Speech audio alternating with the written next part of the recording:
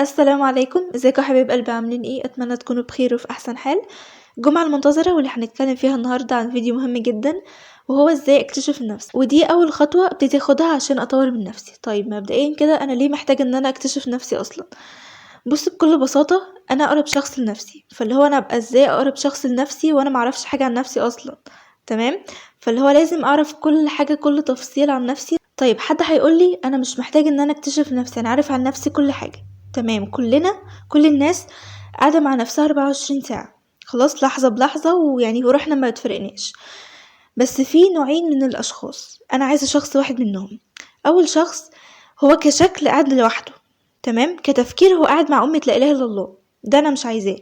النوع التاني أو الشخص التاني كشكل قاعد مع نفسه، كتفكير بيفكر في نفسه، ده اللي أنا عايزاه. خلاص، يبقى أنا عايزة دلوقتي في الفيديو ده الشخص اللي كشكل قاعد لوحده، كتفكير قاعد لوحده. تمام. طيب يبقى أنا عايزة منكم ايه دلوقتي؟ ان انتوا تقعدوا في مكان لوحدكم، مكان هادي بعيدا عن الناس، في اوضتكم بقى، في اي مكان. تمام.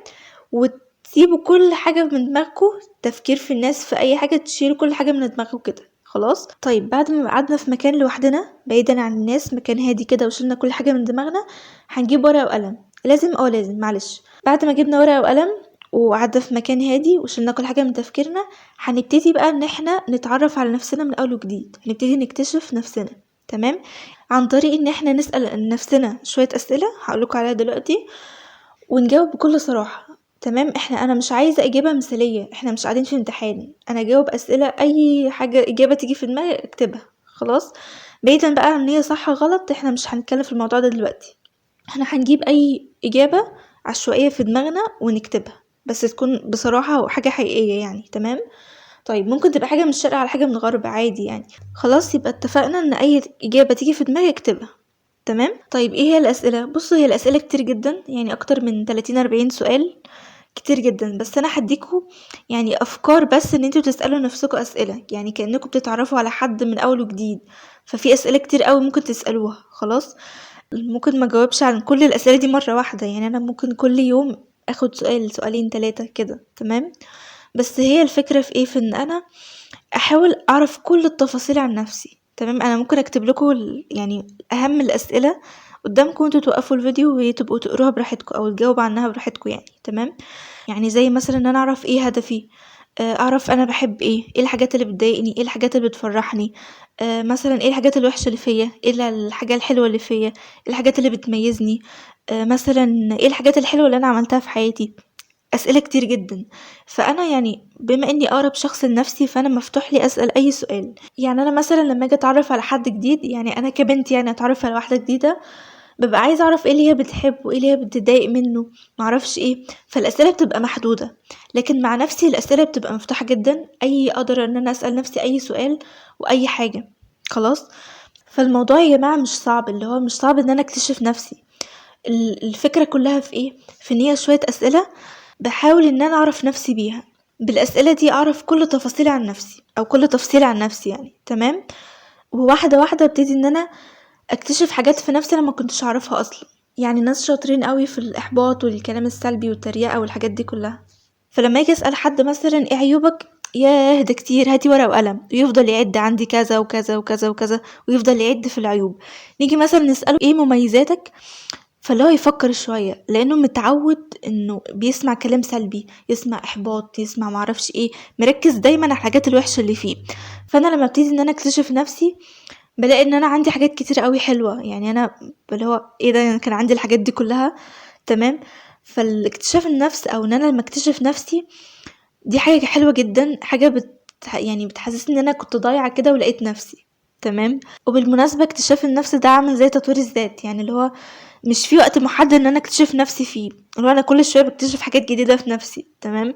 بس هي في البدايه بس بحس ان انا معرفش اي حاجه عن نفسي خالص، فاهمين؟ بس الاهم اعرف في الاساس، يعني اعرف الحاجات البسيطه عن نفسي الاول، اعرف التفاصيل الاهم عن نفسي الاول، ومرة في مرة أو كل شوية هبتدي إن أنا أكتشف حاجات جديدة أحلى وأحلى. وكل ما أكتشف نفسي أكتر، كل ما أحب نفسي أكتر، كل ما أحب إن أنا أقعد مع نفسي أكتر، كل ما ثقتي في نفسي بتزيد، كل ما تقديري لنفسي بيزيد. فالموضوع جميل جدا، والموضوع يعني بيحسسكم إن انتوا عارفين نفسكم فعلا، اللي هو أنا لما اجي اتكلم اقول انا عارفه نفسي كويس، ببقى فعلا عارفه نفسي كويس. تمام. ففعلا من اهم الحاجات اللي انتوا هتعملوها ان انتوا تكتشفوا نفسكم وتعرفوا نفسكم كويس، لانه يعني انا ممكن يبقى انا في حاجات كتير قوي مش عجباني في كشكل كحياه كاي حاجه، بس مجرد ان انا اكتشف نفسي واعرف نفسي ويعني اتعمق شويه كده في نفسي، لا ممكن الموضوع يختلف تماما. ممكن ان انا بدل ما كنت ما بحبش نفسي ابتدي ان انا احبها واتقبلها جدا.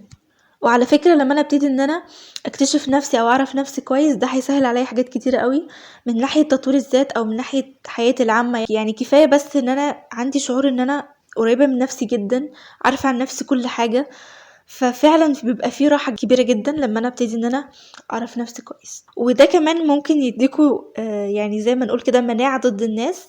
يعني ايه مناعة ضد الناس؟ يعني مثلا جو الاحباط والحاجات دي كلها والكلام السلبي والحاجات دي، لما انا اكتشف نفسي واعرف نفسي بحس ان انا عندي كده اكتفاء بنفسي.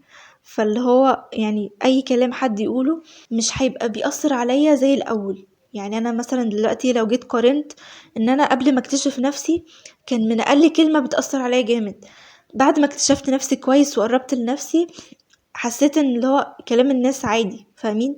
في مناعة كده ضد الكلام الناس ده. وكل ما اكتشف نفسي اكتر كل ما الرابطة ما بيني وبين نفسي تقوى. فمن الصعب ان اي حد يكسرني، من الصعب ان اي حد يقلل ثقتي بنفسي، ومن الصعب ان اي حد يقلل مني في اي حاجة. تمام. فمن دلوقتي بعد ما تخلصوا الفيديو ده تقوموا دلوقتي تكتشفوا نفسكم على الاقل يا جماعة، يعني سؤالين في اليوم كده، 3 اسئلة في اليوم، حاجات بسيطة جدا لغاية ما فعلا تكتشفوا حاجات كتير قوي عن نفسكم. تمام. ففعلا موضوع مهم جدا. وبس كده، ده كان فيديو النهاردة. اتمنى تكونوا استفدتوا باي حاجة قلتها النهاردة، واتمنى يكون الفيديو خفيف على قلبكم. وفعلا فيديو النهاردة كان مهم جدا في تطوير الذات او في الحياة عامة، ودي كانت اول خطوة اخدها في تطوير الذات. وان شاء الله الفيديو الجاي هيكون عن ازاي احاسب نفسي، ودي تاني خطوة هبتدي ان انا اخدها في تطوير الذات او برضو في الحياة عامة. وبس يلا استنوني الفيديو الجاي. سلام عليكم.